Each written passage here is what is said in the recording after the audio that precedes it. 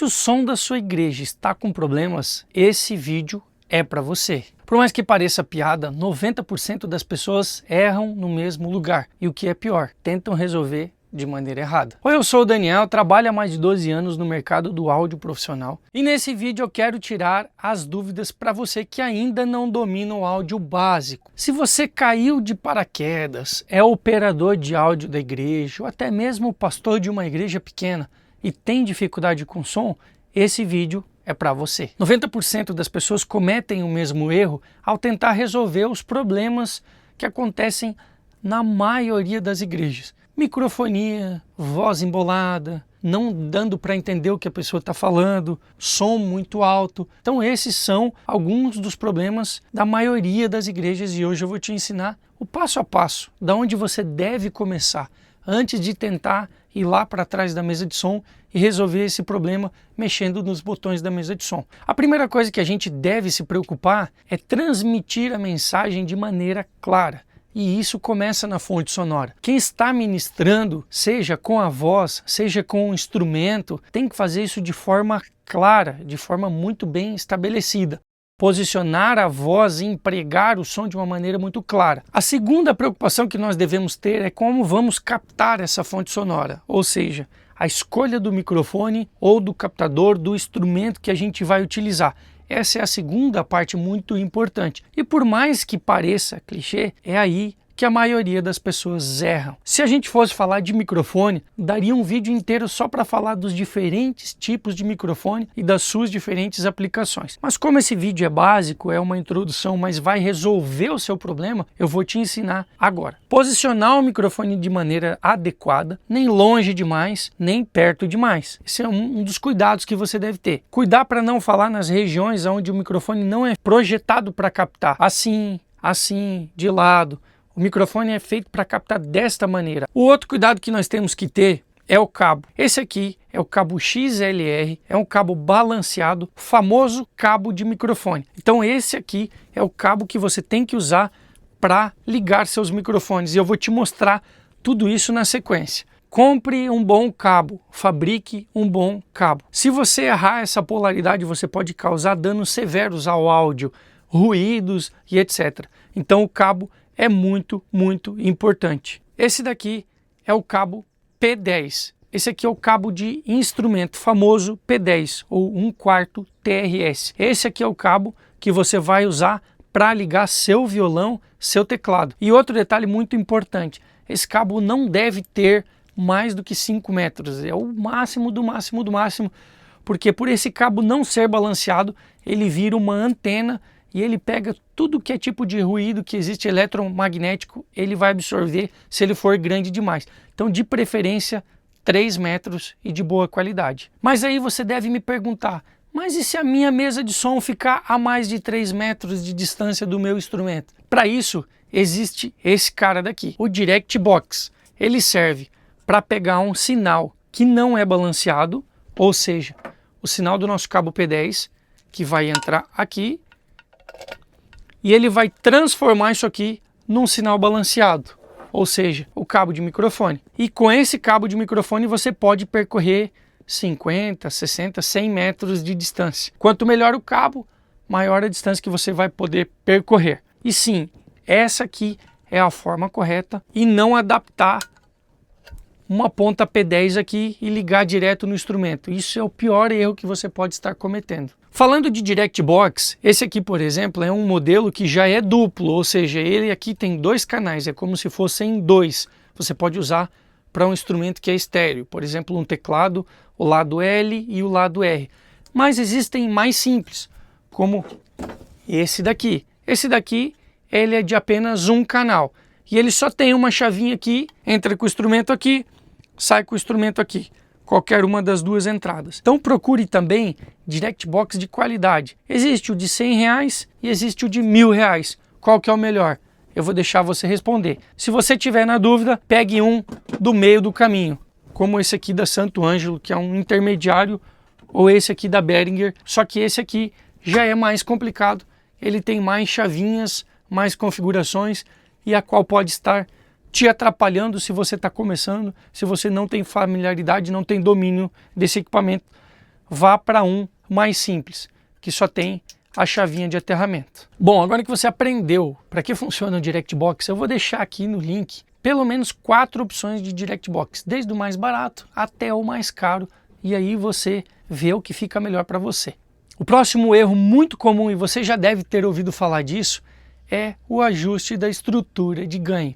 O que é estrutura de ganho? Então vamos para a prática, vamos fazer isso aqui de maneira rápida e objetiva, demonstrando como você deve fazer aí no seu som, aí na sua igreja, com o equipamento que você tem. Eu vou usar o que eu tenho aqui, que é o meu microfone do estúdio, o cabo que eu uso, a minha plaquinha do estúdio e uma caixinha que já é ativa da Machine Amplificadores. E eu não tenho mesa de som, mas eu tenho uma placa de áudio e vai dar para mim explicar para vocês a estrutura de ganho com esse equipamento aqui. O que a gente precisa fazer? Engatar o nosso cabo aqui, cabo XLR, conectado ao microfone, cabo XLR, conectado à placa de áudio.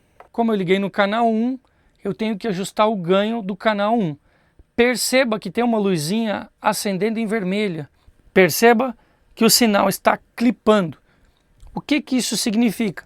Que está alto demais o ganho de entrada, que é esse cara aqui, gain. Então eu vou reduzir um pouquinho até que não fique batendo no vermelho. Eu não tenho o VU para me mostrar o quanto de ganho. Eu só tenho essa informação aqui. Batendo no vermelho, está alto demais, o meu sinal já está distorcendo. Então eu tenho que voltar um pouquinho a ponto que não fique aparecendo aquela luzinha vermelha. Mas eu não posso deixar esse ganho aqui baixinho, porque senão é como se eu fechasse a torneira, fechasse o registro, não vai passar nada do sinal de áudio que está chegando aqui. Então eu tenho que ajustar o ganho com o máximo de ganho possível antes de clipar. Então clipou, vermelhinho, volta um pouquinho, você vai estar com a estrutura de entrada ok. Quanto você está falando, o cabo está carregando até aqui e esse registro, que é o ganho, calibrou quanto de sinal está entrando. O próximo passo é regular o quanto que vai sair desse ganho para que fique bom para as pessoas ouvir. Então você vai levantar a quantidade de saída de som que você quer. Acho que você já está ouvindo o som da caixa aqui agora. Então, primeiro passo é calibrar o pré-amplificador de entrada, seja da sua mesa de som, seja da sua placa de áudio, ou mesmo que você ligou o microfone direto na caixa de som multiuso. A primeira coisa é regular o quanto entra de sinal e depois você vai se preocupar com quanto de sinal vai sair. Esse é um dos maiores erros cometidos. A pessoa inicia com a saída no máximo e ergue bem pouquinho o ganho porque o volume já está bom. Agora nós vamos ligar um cabo P10 juntamente com o cabo XLR, simulando aqui que a gente vai ligar um violão utilizando o DirectBox. A gente começa pelo XLR, conectando na nossa caixa, na nossa mesa de som, na nossa placa de áudio. Zero ganho, zero a saída. Pega o DirectBox, engata o cabo. Vou colocar nosso DirectBox aqui. O cabo P10 você vai ligar no DirectBox e aqui você vai ligar lá no instrumento e você vai iniciar o mesmo passo a passo. Você vai começar a tocar o instrumento e vai regular o ganho. O nosso sinal de entrada está bacana, não está clipando, não está vermelhinho. E aí agora a gente vai começar a abrir para nossa audiência ouvir o nosso sinal, que nesse caso aqui é um curto, mas seria o instrumento de alguém tocando. Outra coisa que é importante eu falar para vocês, toda mesa de som, toda placa de áudio tem uma chavezinha escrito pad. Isso significa o quê? Mesmo que o seu ganho estiver no mínimo, no zero, e ainda assim estiver clipando, estiver chegando vermelhinho, porque a sua fonte sonora tem um áudio muito forte, você tem essa chavezinha de pad. Aí você vai apertar ela e aí ela vai derrubar mais ainda o ganho do que o botão de pré-amplificador consegue derrubar. Ela vai atenuar esse sinal mais alguns decibéis para você poder daí sim, com o botão apertado, fazer o ajuste do ganho até que não fique clipando. A partir de agora você já é fera, você já se preocupou com a fonte sonora, com a captação, com os cabeamentos, com o ganho de entrada e a gente vai ou não tratar esse áudio. Ficou com excesso de grave, ficou com excesso de agudo. Então toda mesa de som, por mais básica que seja, tem o grave, médio e agudo. E eu vou colocar uma mesa de som aqui para vocês e vou mostrar para vocês aqui onde está o grave, médio e agudo. O agudo O high, ele está se referindo às frequências mais altas, que é o brilho da voz, é o S. O grave é mais responsável pelo peso, vai trazer mais impacto nas letras P, B, é onde a gente vai sentir mais tremer as coisas, é a parte do low, que é o grave. E o médio é o que fica entre o grave e o agudo, é a parte mais responsável pela fala. Então, se você tirar muito médio, a sua voz tende a ficar desagradável, porque nós falamos predominantemente na região médio. Se você estiver falando de um instrumento, por exemplo, como o contrabaixo, ele já não tem agudo. Ele tem mais grave e médio grave, muito pouco agudo. Pode ter alguma frequência, mas é muito pouco. Um violão já não tem tanto grave. E aí você vai ter que ir estudando as regiões de frequência para ir tratando. Mas por que eu falei de equalização? Porque isso também é um ponto importante da nossa cadeia de ganho. Se você ir lá no equalizador e tirar muito sinal, você também está pegando aquele sinal que você ajustou e diminuindo demais ele. E aí quando você vai mandar na saída, parece que o som não vem, não chega. Talvez é porque você equalizou demais. O microfone sem fio também é campeão em causar problemas no som da sua igreja. Fala para mim se nunca falhou o microfone sem fio ou nunca deu uma interferência. Isso é um ponto de atenção na hora de escolher o seu microfone. Escolher um microfone sem fio o mais barato significa que o som dele é ruim? Não. Significa que ele tem menos tecnologia embarcado. Os microfones mais caros tendem a ter mais tecnologia na parte de transmissão, mais ferramentas que vão nos ajudar a evitar com que esse microfone falhe ou puxe interferências. Não é só sobre a qualidade do áudio, mas sobre outras ferramentas. Se você não sabe qual microfone sem fio comprar, eu vou deixar o link abaixo de umas sugestões de microfone para você que não vão te dar dor de cabeça. Eu vou falar agora sobre a microfonia, essa que incomoda todo mundo. Quem nunca ouviu uma microfonia e...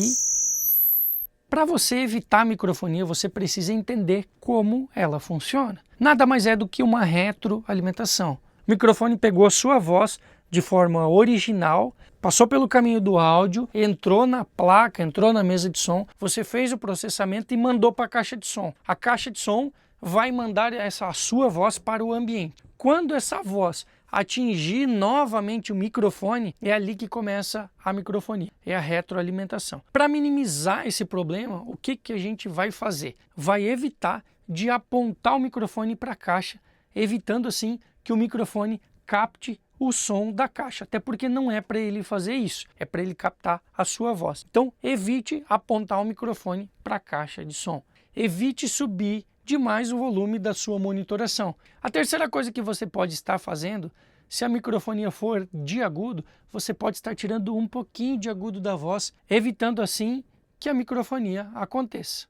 Tá, Daniel, você falou, eu aprendi como ligar o microfone, como ligar um instrumento, como utilizar um direct box, qual é o tamanho do cabo. Aprendi a ajustar a estrutura de ganho, que é o extremo básico para você não errar mais. Isso você precisa dominar e vai usar em qualquer mesa de som, seja ela uma mesa pequena ou seja ela uma mesa grande. O princípio é exatamente o mesmo. E o que muda de uma mesa pequena para uma mesa grande? A quantidade de recursos disponíveis na mesa de som. Basicamente, todas elas são feitas para trafegar e tratar o áudio. Você tem ferramentas que vão te ajudar a aprimorar aquele áudio que você captou da melhor forma possível. Quanto melhor a mesa, mais recursos ela tem. Eu posso usar o exemplo do celular. Qual é a diferença desse celular para esse celular? Bom, os dois telefones são feitos para quê? Ligar para alguém e falar com a outra pessoa que está do outro lado.